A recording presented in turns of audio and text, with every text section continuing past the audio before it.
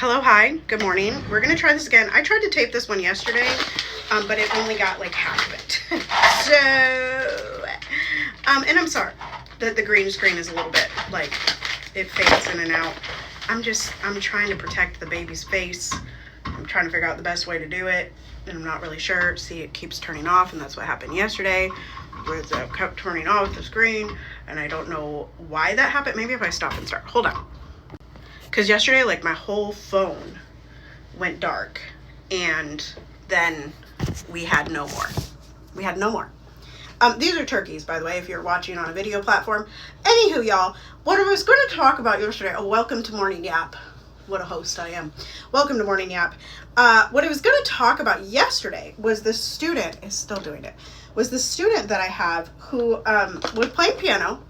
And this is one of the things that, like, I realized in the moment and also afterwards that I haven't really realized before, that music lessons and sports, I think, too, and lots of things, but even more so than school, teach you... Oh, gosh.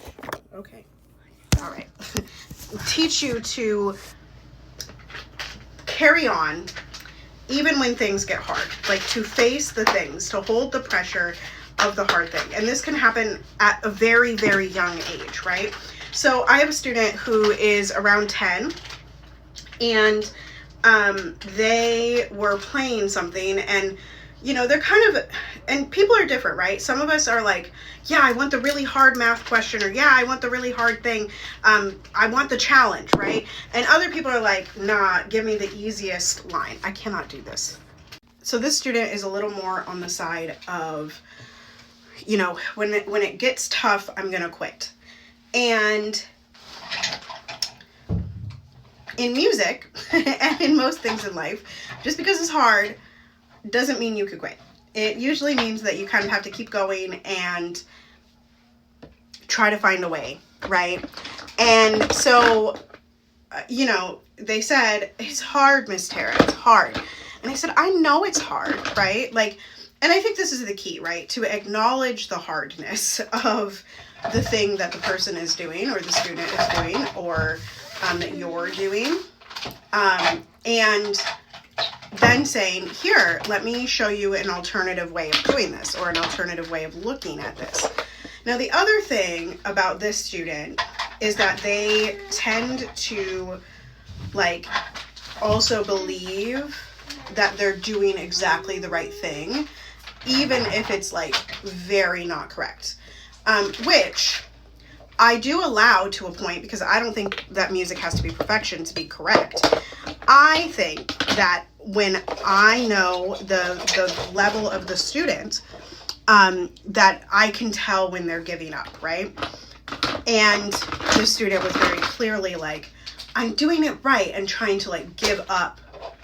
Piper, please don't do that. Trying to give up on the situation. And I did not let that. I said, we just need to slow down. Here is an example of how to do this, and you just did this with your other hand. Now we just got to get it in this hand, right? And so there is a balance of patience and also knowing the level that a person can handle, like the level of hard. Like, how much is this person going to apply themselves, right? So, yeah, this is just you know, when it gets hard, there's like that saying, when it gets hard, the tough keep going. The tough get going, I think is what it is. And I think that's true in music lessons. I think that's true in a lot of spaces, but I think music lessons, especially, you know, private and small group and like coaching containers and stuff, I do think that those are great spaces to learn how to face and hold the pressure. And that is why I pay a decent amount of money every month in coaching, because I do firmly believe that, like, it's easier to hold the pressure with a group of people, right? And it's easier to spot your blind spots when someone else can reflect them to you. So, you know, yeah, that's why we have teachers. That's what a teacher is there for, to hold you through the hard thing, right? Not just teach you the technique of the hard thing, but to hold your mindset through the hard thing, right? For instance, I have a student coming in today who texted me last night and said, I want to sound like this. And I'll share more about this after I, on Instagram, after I teach a student today. But like, one of the things that I'm going to talk to them about is like, what exactly are you hearing? Because I think I'm hearing it differently, right? And going from there and hearing what they, like, having them sing it and reflecting to them like what they think they're hearing. And having them say to me what they're hearing, right?